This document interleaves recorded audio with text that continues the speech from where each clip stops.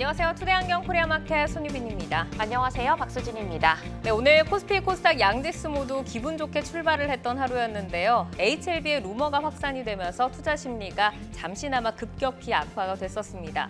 HLB는 회사의 발빠른 반박 공지를 내놨고 낙폭을 상당 부분 만회를 했고요. 코스닥 지수까지 끌어내면서 강보합권에서 마감을 지었는데 오늘 저PBR 모멘텀 약화로 주춤했던 금융주들이 모처럼 존재감을 드러낸 모습이었죠. 네, 은행과 증권, 보험주들이 동반 상승을 했는데요. NH투자증권이 자사주 소각 결정에 52주 신고가를 기록했고요. 제주은행이 5거래일 만에 급 반등하면서 14,000원대로 다시 올라섰습니다. 이외에도 미래에셋생명, 흥국화재 등 보험주도 양호한 흐름을 보였는데요. 금융주들이 모처럼 반격에 나선 하루, 투데이안경 코리아마켓 첫 번째 이슈픽의 주인공은 누구일까요? 네, 최근 꿈의 배터리로 불리는 전고체 배터리 모멘텀이 시장을 뜨겁게 달궜죠. 오늘은 반도체 기판계 꿈의 기판으로 일컬어지는 유리기판 이슈로 이목이 쏠렸습니다. 투데이안경 이슈픽 첫 번째, 꿈의 유리기판 상용화 속도전입니다. 삼성그룹의 전자 계열사들이 꿈의 기판이라고 불리는 유리기판의 상용화를 앞당기기 위해서 연합전선을 구축하고 공동 연구 개발에 들어갔다는 소식인데요. 2030년 양산 계획을 알린 인텔보다 더 빨리 상용화에 성공하겠다는 전략입니다. SK그룹 계열사 SKC는 자회사 앱솔릭스를 설립을 해서 내년 상반기 세계 최초 상용화를 목표로 미국의 제조 공장을 짓고 있는데 오늘 관련주들의 흐름은 어땠나요? 네, SKC가 8거래일 연속 상승세를 이어가면서 10만 원대에 안착한 가운데 삼성전기도 반등세를 이어갔습니다. 장비주인 필옵틱스가 11% 상승으로 15,000원대를 회복했고 HB테크놀로지, YC캠 등 관련주들도 일제 오름세로 마감을 했습니다. 반도체 유리기판 이슈에 이은 투데이안경 이슈픽 두 번째 주제는요. 네, 투데이안경 이슈픽 두 번째, AI 올라탄 빅테크 깜짝 실적 지속입니다. 미국의 기업용 소프트웨어 기업 오라클이 AI 붐에 따른 클라우드 수요가 폭증을 하면서 호실적을 기록을 했고 주가는 사상 최고치를 경신했습니다. 사프라카츠 CEO는 수요가 공급을 크게 초과를 하고 있다며 가까운 미래까지 초성장 단계에 있을 것이라고 덧붙였는데요. AI 챗봇주들 모처럼 탄력 있는 반등에 나섰죠. 네, 폴라리스 오피스가 작년 사상 최대 매출 기록 소식에 상승했지만 윗꼬리가 달린 점은 다소 아쉬웠습니다. 이스트소프트는 17% 급등하면서 3만 원대를 다시 돌파했고요. 솔트룩스, 플리토 등도 모처럼 탄력 있는 시세를 형성했습니다. AI 수요가 실적으로 증명되면서 기대감이 살아나고 있는 AI 챗봇주. 종목별 성장 추이 꼼꼼히 비교하면서 탄력적으로 대응하셔야겠습니다. 네, 투데이안경 이슈픽 종목, 유리기판과 AI 챗봇 관련주 가운데서 뜨거운 관심을 모으고 있는 SKC, 필옵틱스, 폴라리스 오피스, 그리고 솔트룩스입니다. 종목들의 최적화된 매매 타이밍을 포착해보는 매도의 기술, 지금부터 시작합니다.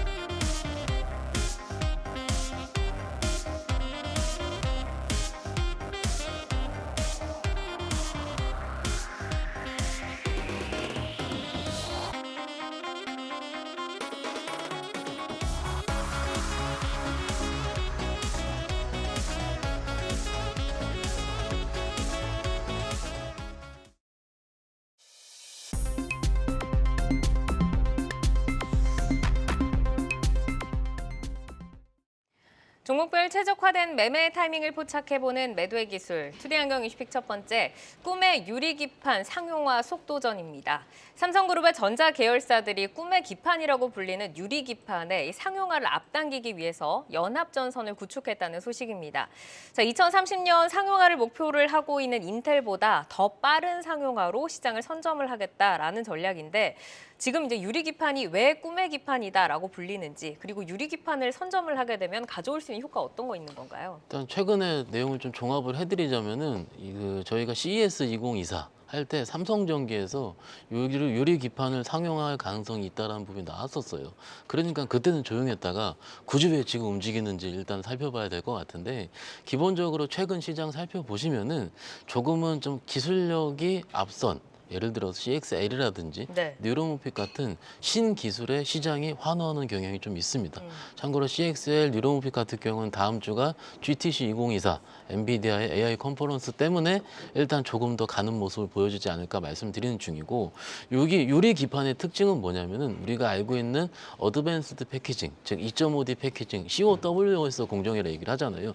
이런 공정 안에서 우리가 HBM을 여러 개 쌌잖아요. 쌓는 과정에서 기판에서 마지막 역할을 하게 됐는데, 그게 기존에 알고 있는 유기 기판이라 얘기를 합니다. 플라스틱이라는 이런 그러면은 상대적으로 유기 기판 대신에 네. 유리 기판을 사용하게 되면 열 전도율이라든지 혹은 그리고 미세화 공정, 즉 두께가 얇아질 수 있다라든지 네. 이런 부분, 기본적으로 우리가 HBM을 하는 가장 큰 이유, AI의 데이터 전송을 빨리 하기 위해서 할 수 있는 그런 일종의 기술력의 일환이라 볼 수가 있는 거예요. 물론 국내 종목들 중에서 저희가 좀 이따 소개를 시켜드리긴 하겠지만 그것을 도입하겠다고 하는 곳들이 몇 군데 있습니다. 네. 그런데 지금은 유리 기판이 가이던스라든지 기타 어떤 상용화 시점은 삼성전기에서 한 27년도 정도까지 얘기한 것 같긴 한데, 일단 그 시점보다는 뭔가 가이던스 아직 안 나온 상황이에요. 그래서 지금 시장의 트렌드를 좀 따라가고 있는 중이다라는 부분으로 유리기판 관련 섹터를 좀 말씀을 드리고 있습니다. 네, 지금 이제 유리 기판이 또 시장을 뒤흔들고 있는데 인텔이 상용화 목표 시기를 2030년으로 밝혔고 삼성전기가 이제 네. 2026년 양산 계획을 지금 발표를 해서 이제 4년도 앞당겨지니까 시장이 벌써부터 기대감을 지금 형성을 하고 있는데,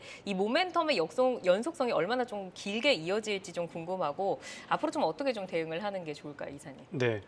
요새 좀 시장의 트렌드가 정말 빠르게 바뀌는 것 같습니다. 2차 전지 내에서도 양극재, 음극재가 못 가다 보니까 새로운 신기술 있죠.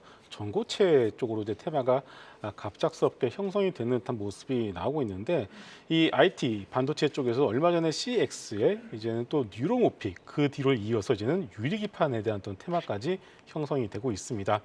유리기판 앞서서 이제 차장님께서 설명을 해주신 것처럼 워낙에 좀 좋은 기능을 가지고 있기 때문에 꿈의 기판이다라고 우리가 얘기를 하고 있습니다.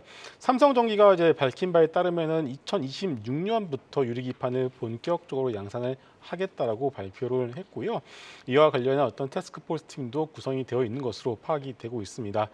그렇기 때문에 방향성 자체는 분명히 맞는 것 같습니다. 하지만 그것이 실적에 미치는 영향은 역시나 양산이 2026년부터이기 때문에 당장 이것이 실적의 어떤 급작스러운 어떤 증가로 이어질 가능성은 낮다라고 보여지고 있고요. 전고체도 마찬가지죠. 지금은 모든 것들이 다 일단 미래 기대감에 의한 테마라고 보시고 여러분들이 거기에 맞게 대응을 하시는 것이 좋을 것 같습니다. 그래서 중간중간 오늘처럼 뉴스 플로우가 나올 때마다 주가가 올라간다라면은 그것을 추세를 가지고 좀 길게 끌고 가는 그런 전략보다는 뉴스가 나서 올라가면은 적당히 차익 실현하고 다시 내려오면은 다시 매수한 그런 어느 정도의 일정 부분의 박스권 전략으로 대응을 해보시는 것이 좋을 것 같습니다. 그러니까 지금 이제 섹터에서 안에서도 계속 순환매가 좀 빠르게 돌고 있으니까 하나를 오래 붙들고 있기보다는 조금 빠르게 좀 옮겨가면서 트레이딩을 해보자라고 좀 말씀을 해주셨는데, 반도체주들이 이번 주 들어서 이제 순환매 지금 랠리 이어가고 있잖아요. 근데 엔비디아를 봐도 그렇고 급락하나 좀 꺾이나 어느 정도 조정 나오나 싶었는데 바로 급등이 나오면서 결국에는 길게 우상향하는 그림을 좀 그려볼 수 있는 걸까요, 차장님? 일단 좋게 얘기하면 순환매인데요. 조금 편하게 얘기하자면은 올라갈 만하면 빠지고요. 내가 답답해서 들어가게 되면 또 크게 물리는 이런 시장이 된지 한 5거래일 정도 된 것 같아요. 박스권. 예, 그러면은 이게 종목 단으로 봤을 때 조금 생각을 해볼까요, 여러분들? 지지난주 정도 될 거예요. 삼성에서 메모리 흑자 전환 얘기가 좀 나왔고요. 메모리 흑자 전환이 된다면 당연히 시장에선 전공정으로 갈 수밖에 없습니다.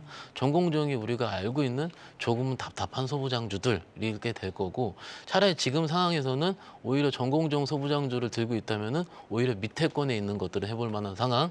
그런데 최근에 올라갔었던 아까 말씀드린 기술력을 위주로 해서 실적이 뒷받침되지 않은 종목들이 약간은 테마성으로 이사님께서 말씀하신 것처럼 크게 올라간다. 그럴 때는 올라갈 때마다 차익 실현이 맞습니다. 지금 쉽게 얘기를 하는 거가 맞을 것 같아요. 그냥요, 좀 이격이 너무 급하게 올라가는 것들은 일단 정리를 좀 해야 됩니다. 반도체들도요. 예. 네, 일단은 챙기고 보자. 네. 자, 꿈의 기판 상용화 기대감에 주목을 받고 있는 유리 기판 관련주 가운데서 SKC 그리고 필옵틱스 보도록 하겠습니다. 자, 지금 두 분께서 보내주신 사인을 보니까 SKC는 두 분 다 고사인 주셨고 필옵틱스는 지금 스탑 사인이 들어왔는데 SKC부터 보도록 하겠습니다. 8거래 연속 상승을 하면서 신고가 부근 다가서고 있고 오늘은 뭐 1.5% 조그마한 이제 좀 빨간불로 거래를 마쳤는데 이사님께서 SKC 어떻게 보시는지 먼저 들어볼까요? 네, SKC 실적에 대한 기대감은 거의 없다라고 보시는 게 맞을 것 같습니다. 최근에 나온 실적 보시게 되면 매출액은 여전히 줄어들고 있고요. 영업 적자 폭은 확대가 되어 가고 있는 상황이죠. 역시나 이제 가장 큰 이유는 매출에서 큰 비중을 차지하는 2차 전지 소재 쪽에서 실적이 나오지 않고 있는데 이것은 모두가 다 어느 정도 예상을 하고 있었던 부분들입니다.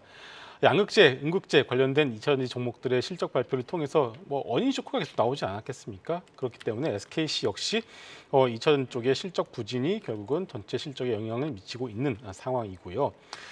그나마 반도체 소재 같은 경우는 그나마 조금 선방을 해주고 있는 상황입니다. 여기에 대해서 이제 최근에 ISC를 인수를 했었죠. ISC가 요새 최근에 좀 좋은 주가를 보여주고 있는데 테스트 소켓 그리고 고부가 제품 매출 증가로 수익성 개선에 대한 어떤 기대감을 충분히 가지고 있기 때문에 ISC가 이제 잡히게 됨으로써 이제 SKC 같은 경우는 이것은 분명히 우호적으로 주가에 작용을 할 가능성이 높을 것 같습니다. 최근에 주가의 어떤 상승은 ISC 영향도 분명히 있습니다. ISC가 컨퍼런스 콜을 통해서 어느 정도 우호적인 내용을 좀 시장에 소통을 하다 보니까 ISC가 급등이 나왔고 SKC도 어느 정도 따라가는 그런 모습이 나왔기 때문에 SKC와 ISC는 저는 어느 정도는 좀 주가가 동행할 가능성이 높지 않을까 이렇게 보고 있고 네. 여기에 더해서 이제는 2차 전지 실적은 바닥을 지나가고 있고 컨센 자체도 이미 낮춰져 있기 때문에 여기서 더 나빠질 컨센은 없는 것 같습니다. 실적 기대감이 없는데 주가 올라간다는 것은 그만큼 좋은 의미 여러분들이 받아들이시면 될 것 같아요. 그래서 2차 전지 업황이 바닥을 찍는 1분기에서 2분기를 지나가는 어느 시점부터는 갑작스럽게 주가가 올라갈 가능성이 있기 때문에 SKC 같은 경우는 가지고 계신 분들은 좀 진득하게 좀 가지고 가보신 것이 좋을 것 같습니다. 그러니까 지금 뭐 실적 기대감이 있는 종목은 아니지만 2차 전지 반도체 양쪽에서 다 앞으로 좀 좋아지는 흐름을 좀 예상을 하셨습니다.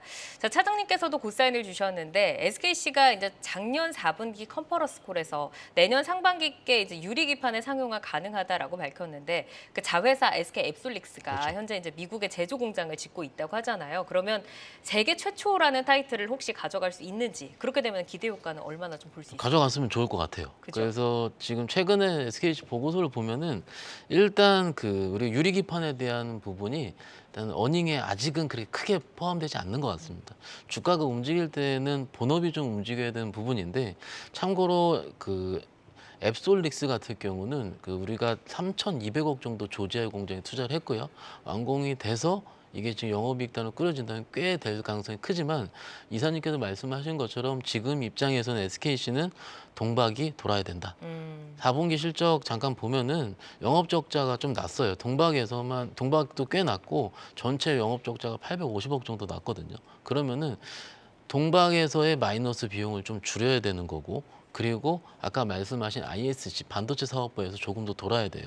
그러면 시장에서 가장 환호하는 시기는 어떻게 되냐면 1분기에서 2분기로 돌아가는 시기 정도가 될 겁니다. 왜냐하면 레포트라든지 시장 반응에 따라서 동박의 실적 모멘텀이 발현되는 시기가 아직은 1분기, 2분기 헷갈립니다. 왜냐하면 유럽 시장이 유럽 전기차 수요 시장 자체가 아직은 부진합니다. 근데 지금 좀 어떻습니까? 지금 3월 지나고 있는데 데이터 그렇게 좋지 않거든요. 아직은. 네. 그러면은 1분기도 아직은 돌 가능성은 적다. 그러면은 빨리 2분기로 넘어가야 돼요. 그럼 그 시기 자체가 3월이 지나야 되고 실적 발표 시기는 5월 달 정도가 될 겁니다.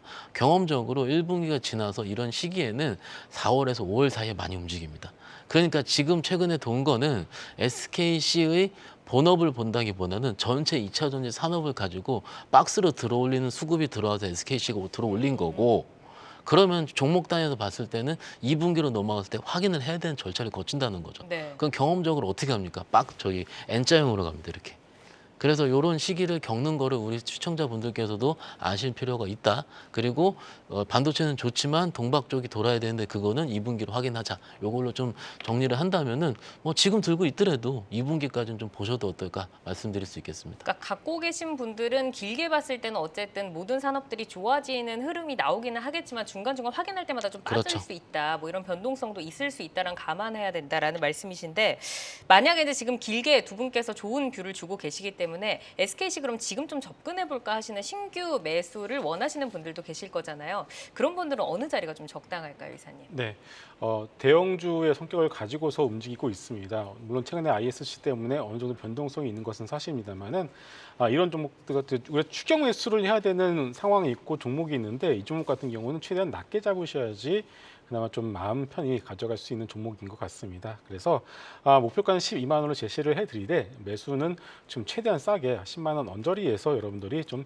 분할로 매수로 접근을 해보신 것이 좋을 것 같습니다. 네, 최근에 그래도 조금 올라오는 흐름이 있었기 때문에 최대한 싸게 조금 가져가는 전략으로 제시를 해주셨습니다. 자, 이어서 피롭틱스 넘어가 보겠습니다.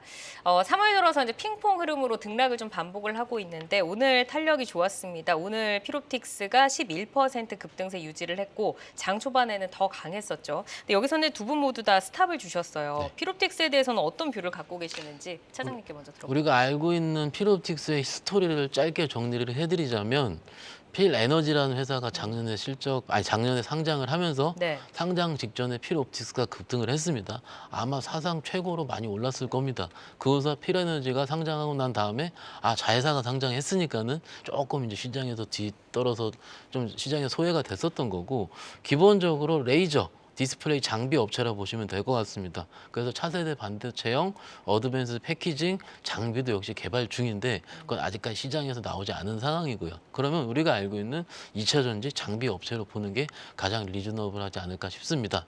주가가 움직일 때는 각각 모멘텀별로 크게 움직이는 그 재료가 있는데 네. 작년에 필에너지 자회사 상장이 가장 컸었고 지금 같은 경우는 이게 레이저 커팅이잖아요. 네. 그 레이저 커팅을 하기에는 당연히 유리, 기판 당연히 연관될 수가 있는 거죠. 그런데 아직까지는 제가 보기에는 피롭틱스가 그 유리 기판 관련해서 움직일까는 실적을 좀 더 확인을 해봐야 된다는 게 좀 맞을 것 같거든요.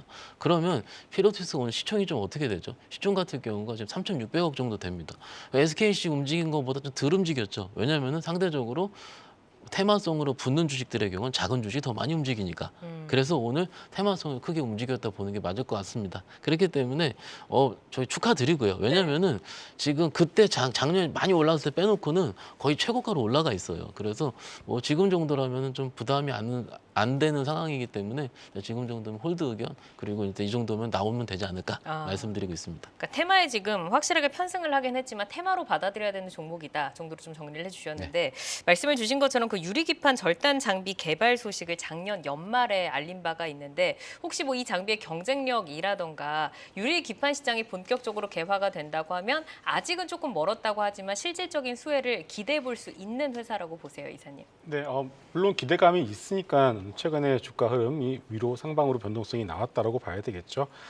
일단 쉬운 기술은 아니니만큼 이 기술을 개발을 했다는 것 자체는 분명히 평가를 받아야 된다라고 생각을 합니다. 내용이 없는 알맹이 없는 테마주라고 여러분들 보실 필요는 없을 것 같아요. 그렇지만은 앞서 말씀을 해주신 것처럼 항상 그렇지만 이제 IT 종목 같은 경우는 우리가 이 밸류에이션을 따져야 되는데 밸류에이션 선정하기 위해서는 적어도 한두 개 정도의 의미 있는 공급 계약이 나와줘야지만 그때부터 우리가 산정을 소위 계산을 할 수가 있습니다. 네. 근데 지금 이제 그런 부분들이 약간 좀 빈약하기 때문에 저희가 올라갈 때마다 줄이시라는 그런 취지로 말씀을 이제 드리니까 그런 부분을 좀 이해하셔서 좀 말 그대로 올라가게 된다라면은 이런 테마를 이용해서 주가 상승이 나왔을 때는 역시나 적극적 차익 실현 관점으로 접근을 해보시는 것이 좋을 것 같습니다. 네, 그럼 여기에서 이제 적극적 차익 실현을 할 때 어느 정도의 선에서 나와야 하는가가 또 관건이 될 것 같은데 반등시마다 비중을 좀 어떻게 줄여가야 될까요? 오늘 뭐 윗꼬리 아랫꼬리 다 많이 달았는데 어떤 전략 해야 될까요? 테크니컬로 좀 말씀을 드려야 될 것 같은데 저희가 지금처럼 거래가 붙은 상황에서 윗꼬리가 달렸다 이렇게 얘기할 때는 네. 일단 다음날 거래가 다시 붙게 되면은 오늘 고점까지를 목표가로 잡습니다. 그럼 전제 조건은 내일 아침에 갭 상승으로 뜨든지 혹은 네. 장중에 거래가 한번 오늘 정도의 3분의 1 정도 아침에 붙어야 된다는 전제가 있습니다. 그럼 이 전제가 맞다면은 오늘 고점 부근인 한 16,000원에서 17,000원대까지는 한 번 정도 트라이 가능성이 있습니다. 그러면 그 중간 정도에 일단 나오는 겁니다. 예, 그리고 그 다음에 추가적으로 간다면은 아 이거 내 거 아니다. 그리고 나머지 물량으로 홀드를 해야 되는 부분인데 일단 최근에 시장 자체가 아까 말씀드린 것처럼 조금은 많이 올라가서 차익실을 많이 하려고 해요. 그렇기 때문에 요 정도 수준 16,000원에서 17,000원 사이를 조금 우리가 목표 주가로 잡고 분할로 조금씩 매도를 하면 어떨까 싶고 두 번째 세팅은 이렇습니다. 만약에 빠져서 시작하면 어떻게 되느냐. 어떻게 되냐면요. 지금 좀 거래가 많이 붙은 종목들은 한 번씩 플러스를 냅니다. 장중에.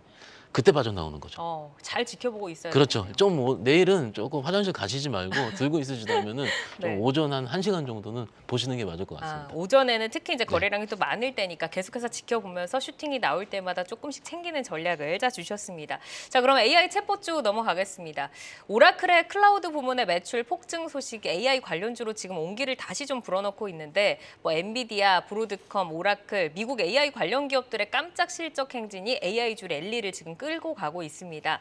빅테크사들이 이끄는 AI 훈풍이 올해 뭐 추세로 계속해서 이어질 것이다라고 보고 좀 대응을 해봐도 좋을지 이사님께서는 연속성 어떻게 보세요? 네, 좀 많이 이제 좀 뭐랄까 좀 주가 흐름이 피로해졌다라는 느낌을 좀 받고 있습니다. 왜냐하면은 이와 관련된 종목들이 올해부터 튄 것이 아니라 작년부터 튀기 시작했거든요. 그래서 작년에 한번 큰 대시세를 났었던 종목들이 거의 대부분이기 때문에 좀 주가에 어떤 피로감이 쌓여 있다. 이건 무슨 말이냐면은 올라갈수록 소위 작년에 위에 고점에 물리시는 분들의 매물대가 켜켜이 쌓여 있다라는 뜻이겠죠. 그래서 지금 앞으로 계속 AI 관련된 뉴스들은 뭐 어떤 식으로든 많이 나올 겁니다.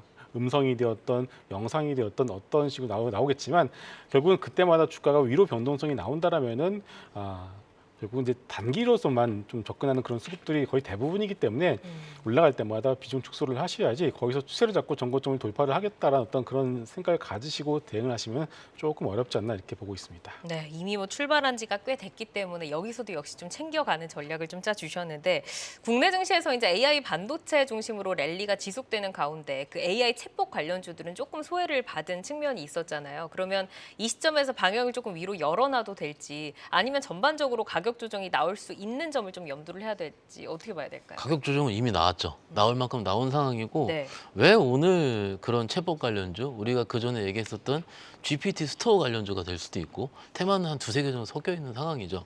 왜 움직일까 고민했을 때 제가 내린 결론은 어제 마소가 움직였습니다. 마이크로소프트. 저희가 지금 최근 2달 동안 이런 섹터가 정확히 2월에서 3월 사이에 안 움직였거든요.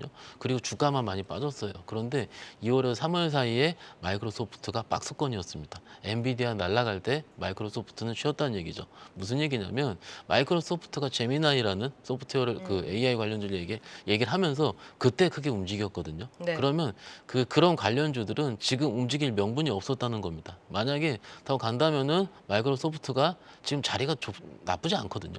그러면 내일 좀 세게 올라서 신고가를 쓰게 되면 와 드디어 마이크로소프트 다시 간다라는 시장의 컨센서스 형성이 된다면 제가 보기에는 지금 이런 종목들은 소프트웨어 관련주들이죠. 네. 그리고 두 번째 잠깐 말씀드리자면 어제 차트 보시면은 일본 많이 빠졌죠. 최근에 무슨 얘기냐면 그리고 홍콩이 올해 신고가입니다. 네. 글로벌적으로 봤을 때도 많이 오른 주식에 대한 차익 실현 그리고 두 번째 비트코인이 워낙 오르다 보니까는 많이 오른 기술주들에 대한 차익 실현 즉 오른 것들에 대한 글로벌적인 경계감이 제가 보기엔 좀 작용이 되는 것 같아요. 어제 오늘 시장 보시면은 상대적으로 밑에 있는 종목들, 낙폭 과대인 종목들이 움직이는 시기가 제가 보기엔 온 것 같습니다. 부담이 있다는 거죠. 반도체 안에서도 오른 것과 오르지 않은 것들 차이, 이것이 분명히 나누는 시기고요. 그런 의미로 봤을 때 일단 조금 더 보셔도 되지 않을까 개인적으로 저는 그렇게 말씀드리고 있습니다. 그동안 소외를 받았었기 때문에 이제는 마이크로소프트가 끌어주는 또 기회가 올 수도 있다라는 말씀이신데 자 오늘 AI 챗봇 4주 가운데서 폴라리스 오피스 그리고 솔트룩스 올려봤습니다. 근데 여기에서 이제 신호를 보니까 두 분의 신호가 완벽하게 엇갈렸어요. 지금 차장님께서는 다 굿사인을 주셨고 이사님은 다 스탑 사인을 주셨는데 한번 보도록 하겠습니다. 자, 폴라리스 오피스 먼저 볼 텐데요. 지금 급반등이 나왔습니다. 자, 이사님께서 지금 스탑 주신 이유를 먼저 좀 들어볼까요? 네. 아까 말씀을 드린 것처럼 이제 폴라리스 오피스 물론 회사의 주가 부양 의지는 분명히 있는 것 같습니다. 그러다 보니까 좋은 뉴스도 종종 나오고 있는 상황이고요. 또 실적 역시 또 매출액과 영업이익이 작년에 상당히 좋은 모습을 보였기 때문에 물론 좀 나쁘지 않다라고는 보고는 있습니다만은 실적 대비해서 지금의 시가총액이 조금 부담스러운 것도 사실인 것 같고요. 그리고 역시나 가장 큰 어떤 단점이라고 할 수 있다라면은 작년에 어느 정도 시세가 났었다라는 것이 가장 큰 단점인 것 같습니다. 우리 지금 최근에 보시면 2차전지, 에코프로 그룹주들, 포스코 그룹주들이 못 가는 이유가 다른 게 없습니다. 작년에 한번 큰 시세가 났기 때문입니다. 그래서 일단 시장은 항상 새로운 것을 좋아하는 속성을 가지고 있거든요. 그래서 이런 폴라리스 오피스 물론 단기적으로는 뉴스가 나올 때마다 좀 변동성이 위아래로 나올 가능성은 있겠지만은 그런 흐름이 나온다라면 역시나 좀 정리하는 관점으로 제가 스탑선을 드렸다라고 이해하시면 될 것 같습니다. 네, 오늘 뭐 고가 9%까지 갔었는데 3%대 지금 상승 지켜내면서 거래를 마쳤는데 우선은 조금 챙겨야 될 때가 아닌가라고 좀 말씀 주셨고 폴라리스 오피스가 이제 주가를 추가로 견인할 수 있는 모멘텀을 조금 살펴본다고 하면은 어떤 좀 그 모멘텀들이 나와줘야 여기서 더 뚫고 좀 갈 수 있을까요?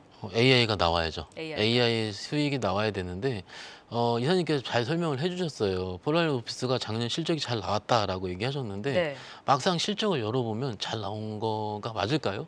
이게 지금 별도로 주식 처분 이익이 이익화돼가지고 순이익이 많이 나왔어요. 그러니까 순이익이 한 200억 정도 나온 것으로 확인을 했는데 그걸로만 따져서 밸류에이션 하면 그렇게 비싸지 않습니다, 사실은. 그런데 그것이 일회성 이익이 될 거고 그리고 실질적으로 시장에서 기대하는 것 같은 경우는 폴라리스 오피스 AI라는 그 플랫폼을 통해서 뭔가 진일보한 실적의 매출이라도 나와야 되는데 국내 시장에서 그것이 나오는가 아직은 좀 모르겠다는 거죠. 그래서 앵커님께 질문하신 부분은 이거죠. 뭐 때문에 올라가게 될까? 일단은 플랫폼 매출이 나와야 되는 게 기사화돼야 될 것 같습니다. 그것이 어떻게 보면 그 밸류에이션화 돼가지고 다음 매출을 추정하게 하는 계기가 될 텐데 그것은 봐야 되는 거죠. 아직은 뉴스단 살펴보니까는 진행 중인가 봐요. 그래서 네. 회사의 좀 의지가 좀 더 보여야 되는 부분이 있고요.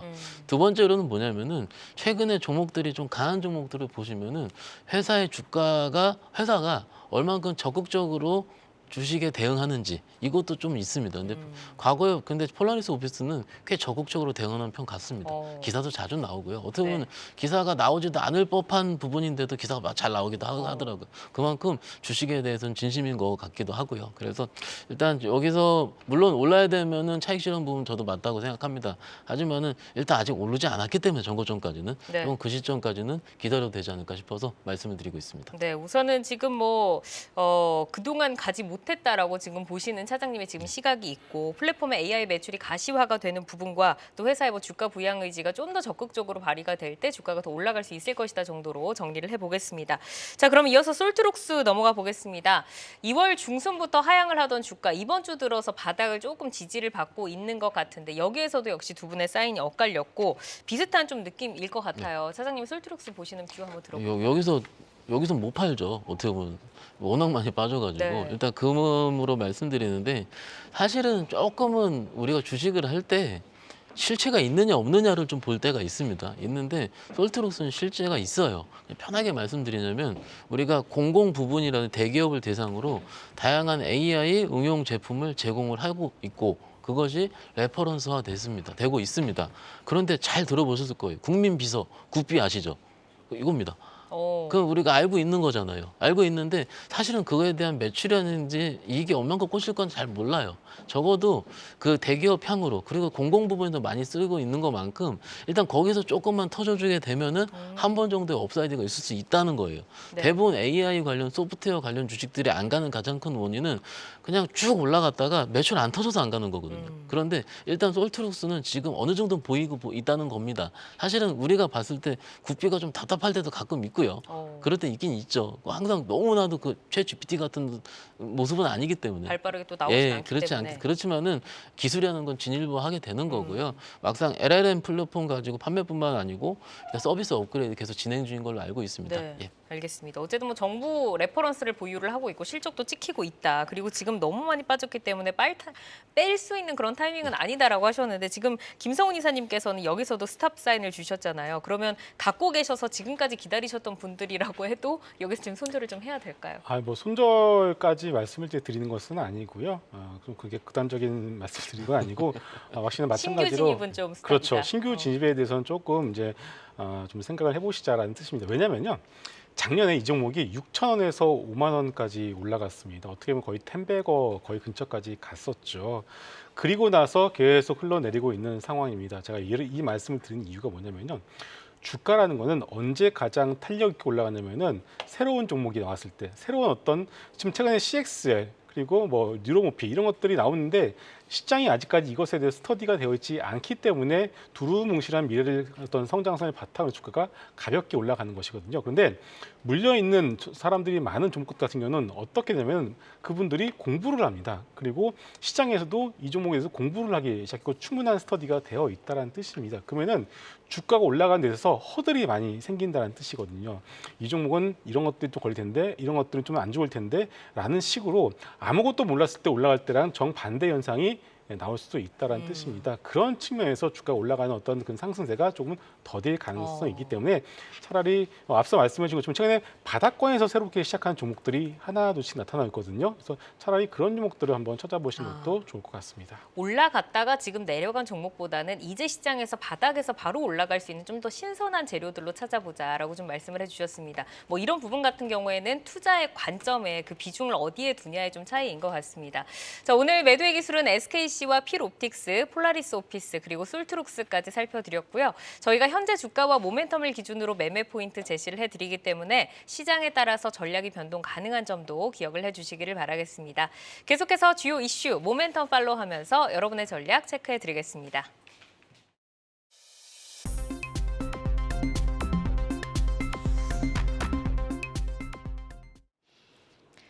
이 시각 시간의 단일가입니다. 정규장 마감 후 오후 4시부터 6시까지 10분 단위로 시간의 단일가 거래가 이뤄지는데요. 거래량 위주로 종목들 짚어드리겠습니다. 그럼 코스피 상승률 상위부터 볼까요? 네, 코스피에서는 우진, 두산에너빌리티 등 원전주와 하나투자증권, 갤럭시아 SM 등 비트코인 관련주로 매기가 쏠리고 있습니다. 상승률 상위단에서는 한농화성 짚어드릴 수 있겠는데요. 전고체 관련주로 오늘 변동성 키우다가 결국 보합에서 마감을 했습니다. 15만 주 이상의 거래량 시간에서 터지면서 3% 상승을 보이고 있는데요. 26,650원 터치를 하고 있습니다. 그리고 미래에셋증권 우선주도 3%대 강세로 출발하면서 4,000원 터치하고 있네요. 이어서 코스닥 상승률 상위 넘어가 보겠습니다. 네, 코스닥에서도 역시 우리기술 투자 등 비트코인 관련주 그리고 비올 같은 미용 의료기기에도 매기가 쏠리고 있는데요. 상승률 상위단에서는 지오릿 에너지 볼 수 있겠습니다. 리튬 가격 반등세 최근 고개를 들고 있던 종목입니다. 리튬 추출 기술 시연을 통해서 95%의 회수율을 입증했다는 소식에 현재 상한가에 들어가 있는데요. 20만 주 이상의 거래량 동반하면서 3,345원 터치하고 있습니다. 이외 종목들도 세니젠 그리고 대우특수강 우선주 등의 종목들 올라와 있지만 100주 미만의 거래량으로 거래량 미비하니까 참고하시기 바랍니다. 이번에는 코스피 하락률 상위 살펴보겠습니다.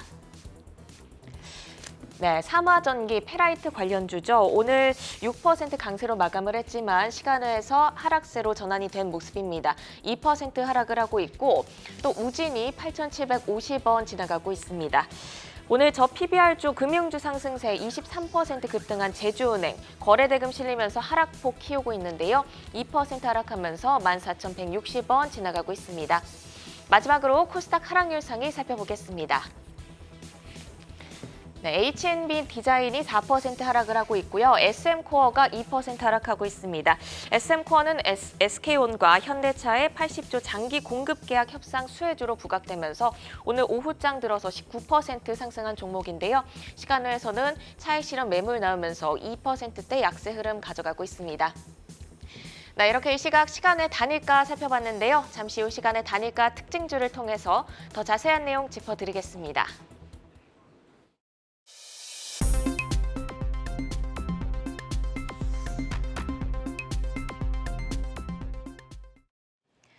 다양하게 부각되는 이슈와 모멘텀 속에서 연속성 있는 재료로 우상향할 주인공 누가 될까요? 주도주로 떠오르게 될 종목 미리 만나보는 라이징 스탁입니다.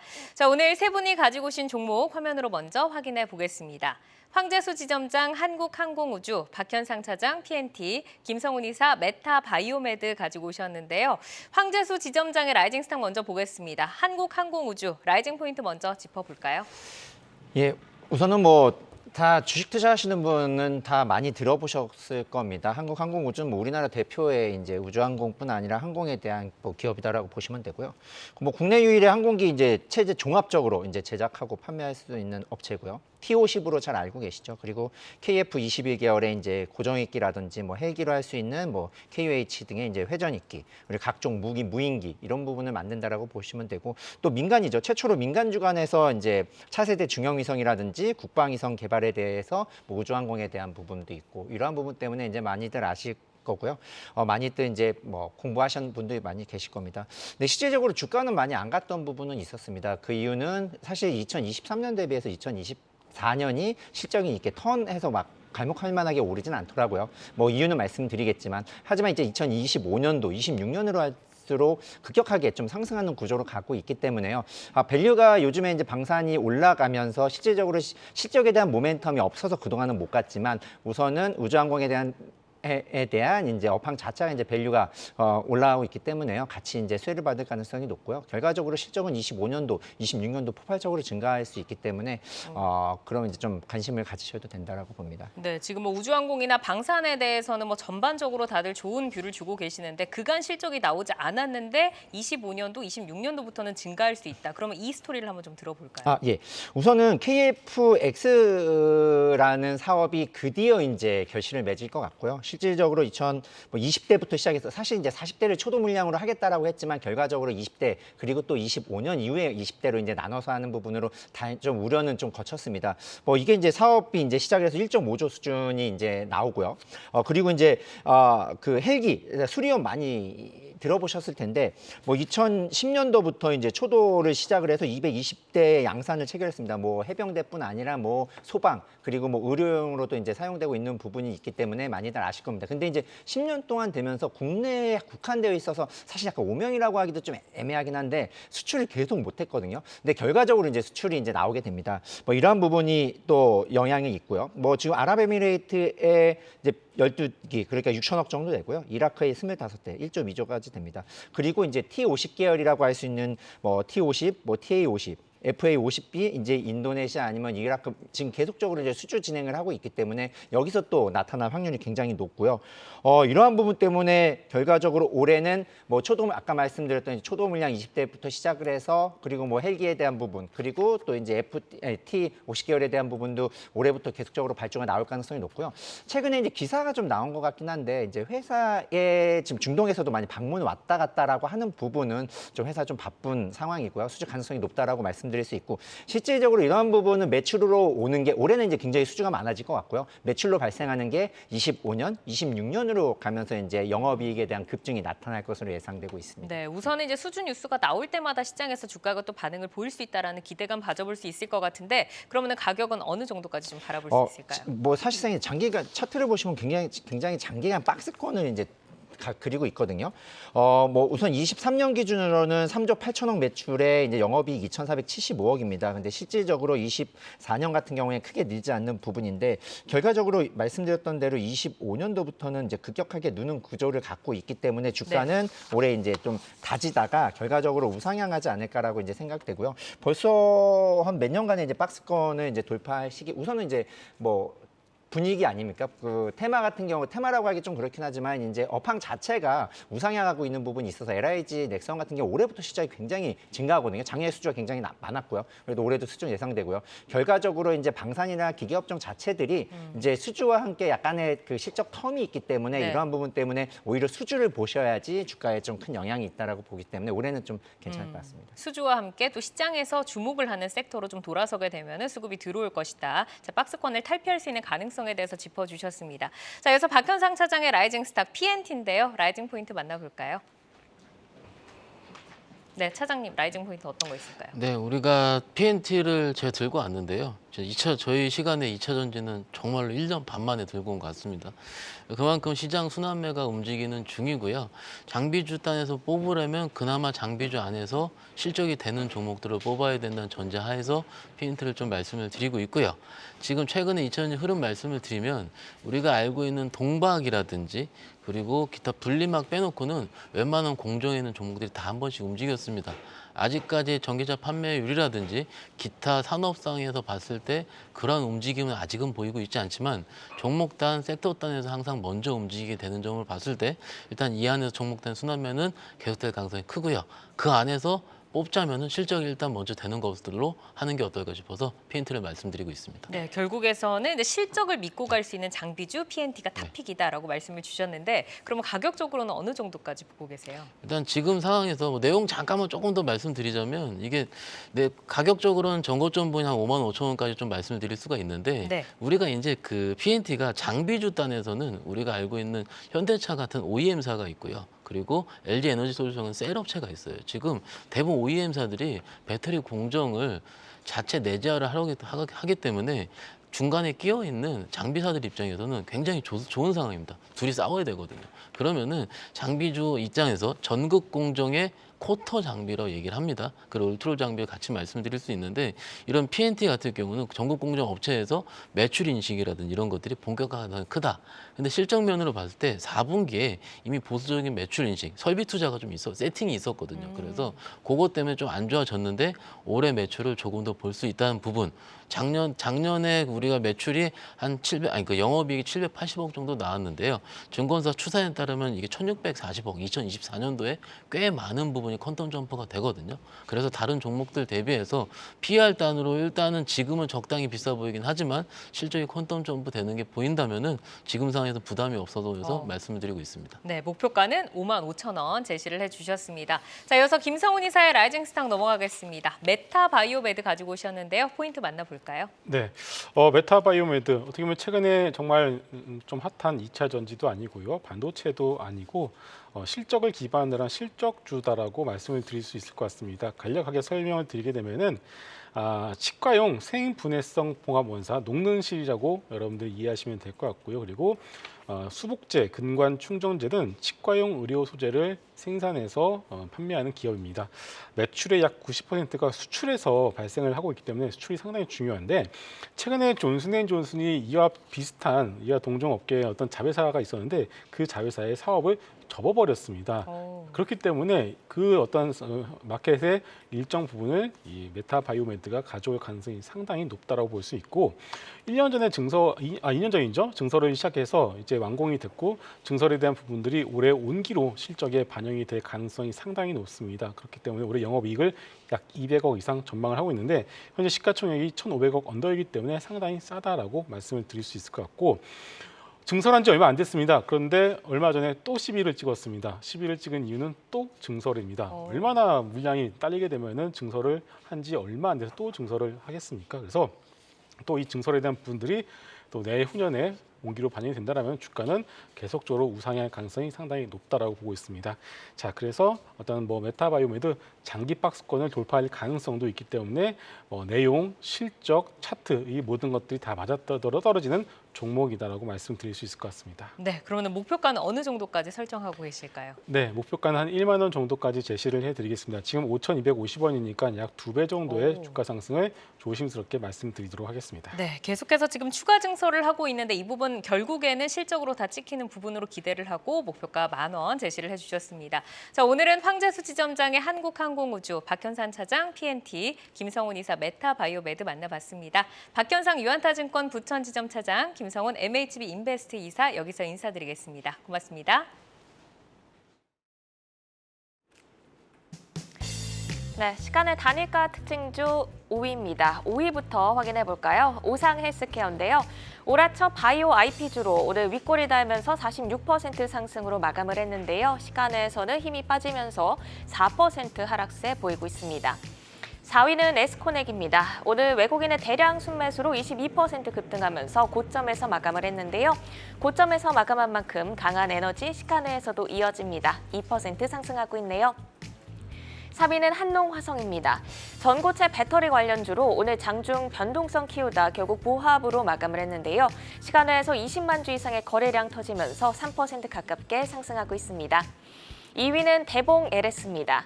위고비와 동일 기전으로 작용하는 유사체 비만 치료제 양산을 준비하고 있습니다. 장중 위아래로 큰 변동성을 보이다가 결국 1%의 약세로 거래를 마쳤는데요. 시간에서 굉장히 탄력적인 모습입니다. 7%까지 상승률 끌어올리고 있네요. 1위 종목 확인해 볼까요? 네, 지오릿 에너지입니다. 리튬 사업의 기술을 맡고 있는 관계사가 리튬 직접 추출 기술 시연을 통해 95%의 회수율을 입증했다는 소식에 시간외에서 상한가로 지금 들어가 있습니다. 오늘 5거래일 만에 하락 전환했지만 최근 리튬 가격 반등세에 우상향 곡선 그리고 있었는데요. 내일장 다시 급반등 기대해 볼 수 있을까요? 요새 최근에 이제 그 인터배터리 이후에도 그렇지만은 이제 2차 전지 관련주들에 대한 상승이 좀 두드러진 모습 보이고요. 특히 리튬 가격 상승이라든지 이런 부분 때문에 바닥을 찍었다라는 부분 때문에 좀 올라가고 있습니다. 앵커님 말씀처럼 뭐 오늘 기사가 나왔는데 리튬 추출 시연을 했더라고요. 그래서 뭐 안양에 있는 공장에서 이제 그 연구실에서 이제 했는데 95% 리튬 회수율을 입증했다라는 부분이 이제 주가에 좀 시간외로서 이제 강한 상한가를 이제 만드는 모습을 보였고요. 제가 사실상 이 지오릿을 갔다 오긴 했었거든요. 그래서 이제 과연 리튬 추출에 대한 부분도 사실 이제 좀 공부도 했었고 뭐 이렇게 보기도 했었는데요. 뭐 문서로 받긴 했지만은 실질적으로 시연을 못 갔지만 결과적으로 이게 전체적으로 2차 전지를 보면은 최근 들어서 전고체라든지 아니면 4680에 대한 원통형이라든지 그리고 다시 또 약간 수급이 좋아지는 부분이 있고요. 리튬 가격 상승을 하면 분명히 실적도 양극재 회사들로 이제 좋아질 가능성이 굉장히 높거든요. 지금 과연 바닥이냐 아니냐 더 빠진다라는 기간도 이제 뭐 있지만 대부분은 좀 반등 가능성을 높게 보는 측면이 있어서 리튬 가격은 뭐 이런 지오릿뿐 아니라 많은 리튬 회사들뿐 아니라 그리고 뭐 오히려 큰 회사들까지도 영향을 미치기 때문에 잘 봐야 될 것 같고요. 제가 이번에 인터배터리를 이제 갔다 오긴 했는데 이제 뭐 우연찮게 이제 사진도 이제 뭐 이게 기사에 나왔는데 사진이 좀 크게 찍혔던 부분이 있더라고요. 실질적으로 오히려 이제 그동안 알았던 양극재라든지 이런 부분뿐 아니라 정말 좀 봤던 건 노르표 페인트라든지 뭐 삼형이라든지 여러 가지 이제 그 기자재, 부자재를 하는 회사들도 굉장히 좋아지는 부분이 있더라고요. 그래서 올해는 그래도 잘 선택한다면 좋은 회사의 좋은 수익률로 이제 할 수 있지 않을까라고 이제 예상해 볼 수 있을 것 같습니다. 네, 리튬 가격 반등 기대감이 더 크기 때문에 관련 기업들 관심 유효하다란 의견까지 들어봤습니다. 이어서 특징주 5위 오상 헬스케어도 살펴보겠습니다. 올 하첫 바이오 IPO 업체로 오늘 코스닥에 입성했습니다. 상장 첫날 46%대 상승으로 마무리를 했는데요. 시간외에서는 4% 하락으로 전환을 했습니다. 새내기 주로서 매력도는 어느 정도로 보실까요? 우선 이제 뭐 신규 상장에 대한 부분은 사실상 따따상을 기대하는 부분도 굉장히 많았긴 했는데 뭐 그러진 못했습니다. 뭐 장중에는 45,000원까지 뭐 이게 공모가 2만 원이었는데 45,000원까지 올랐다가 이제 좀 더 그 고점에서 많이 빠지긴 했는데요. 오상 헬스케어 같은 경우는 아마 많이 예전에 이제 보통 언제냐 그 메르스라든지 그리고 저희 코로나 때 굉장히 좀 인기 있었던 회사라고 보시면 될 것 같고요. 생화학이라든지 분자진단, 면역진단을 하는 회사입니다. 주가로 봤을 때는 결과적으로 신규 상장에 대한 매물이 나올 수 있을 거라고 판단이 되고요. 저 그냥 이건 정말 극히 개인적인 의견이긴 하지만 주가는 이제 공모가에 약간 수렴할 가능성이 높지 않나라고 조심스럽게 저희 이제 개인적인 생각입니다. 생각하고 오히려 공모가 부분에 좀 더 온다면은 오히려 좀 단기적으로 반발 매수세가 들어오기 때문에 그때 좀 접근하셔도 되지 않을까라고 생각하고요. 뭐 오늘 API도 그렇지만 이제 공모가 부분에 왔을 때 좀 강하게 반등하는 모습 좀 나타나는 것처럼 이제 되지 않을까라고 생각하고 사실 시가총액이 크기 때문에 이렇게 좀 강하게 상장 초기에 급등하는 모습은 좀 어렵지 않나라고 예상이 됩니다. 네, 공모가 부근에서 반등을 기대하며 접근해보는 전략 짜주셨고요. 이어서 오늘장 특징주로 미용기기 관련주 살펴보겠습니다. 한국 미용기기의 글로벌 인지도 상승 속에서 작년에 이어서 올해도 고성장 기대감이 확대되고 있습니다. 오늘은 비올을 중심으로 최근 수급이 살아나는 분위기였는데요. 긍정적인 시각으로 접근해도 좋은 시점일까요? 예, 작년에 뭐 미용 의료뿐 아니라 뭐 화장품까지 굉장히 주가로서는 좋았는데 최근에 이제 좀 고전을 했었습니다. 실적은 계속 사상 최대로 나오는 부분도 있었지만 이제 주가는 이제 피로감에 너무 많이 급등한 피로감에 의해서 좀 조정을 받았는데요. 오늘 이렇게 좀 강했던 비올이 이제 강했던 부분은 최근에 발표하는 기업들 그러니까 미용 의료 쪽 미용기기 쪽이 뭐 클래시스나 JC 메디칼이라든지 원텍이라든지 비올 같은 경우가 굉장히 좋은 실적을 내놓고 있거든요. 근데 여기서 실적이 꺾이냐 그게 아니라 오히려 올해도 24년도에도 실적이 증가하는 걸로 예상이 되고 있고 기기 판매뿐 아니라 부자재, 사실 부자재에 대한 영업이익률이 굉장히 높거든요. 사실 SNS가 큰 영향을 할 것 같습니다.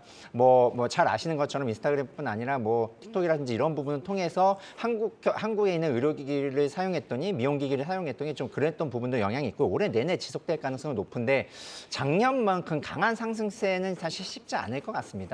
그렇지만 이제 좀 주가는 이제 좀 아직 이제 저는 이제 개인적으로는 이제 정고점 돌파하지 않을까라고 생각을 하지만 그렇다고 크게 뭐 급반등하기보다는 올해는 좀 약간 우상향 아주 더딘 우상향을 하지 않을까라고 이제 예상해 볼 수 있을 것 같습니다. 네, 이렇게 오늘 시간의 특징주와 오늘장 특징주 살펴봤습니다. 함께해 주신 황재수 신한투자증권 서울금융센터 지점장은 여기서 인사드립니다. 말씀 고맙습니다. 예, 감사합니다. 글로벌 증시 브리핑 전해드립니다. 중화권 증시가 어제에 이어서 오늘도 부진한 모습입니다. 상해지수가 0.4% 하락, 선전이 0.2% 약세 마감했고요. 항생지수가 약세 전환하면서 이 시각 현재 0.04% 약보합권 지나가고 있습니다. 최근에 디플레이션 고리를 끊고 상승세를 이어가던 중화권 증시에 제동이 걸릴 만한 뉴스가 나왔습니다. 중국 부동산 개발사 비고이비안이 역내 위완화 채권 이자를 지급하지 못한 건데요. 규모는 총 9,600만 위안, 우리 돈으로 약 175억 원입니다. 중국 2위 부동산 업체죠. 완커의 부채 상환 압박 속에서 또다시 위기가 도래한 건데요. 다만 아직까지 30일의 유예 기간이 남아있다는 점 체크해보시면 좋겠습니다. 이어서 나스닥 선물지수 보겠습니다. 나스닥 선물지수가 강보합권 움직임 가져가네요. 0.12% 오름세 보입니다. 미국 국방부가 군사용 반도체 개발과 생산을 대가로 인텔에 제공하려던 투자 보조금을 지급하지 않기로 했습니다. 이에 미국에서는 반도체 산업을 육성하기 위해서 마련된 반도체법이 변수를 맞이했다는 시각이 있는데요. 그러니까 미국 국방부가 인텔 지원 철회로 미국의 보조금이 줄어드는 게 아니냐는 우려가 나온 겁니다. 이렇게 된다면 삼성전자와 TSMC 등 인텔과 보조금 확보 경쟁을 벌이고 있는 반도체 제조사에 영향을 미칠 가능성 체크해보시면 좋겠습니다. 지금까지 글로벌 증시 브리핑 전해드렸습니다. 투데이 안경 코리아 마켓 오늘 저희가 준비한 소식은 여기까지입니다. 함께해 주신 여러분 고맙습니다.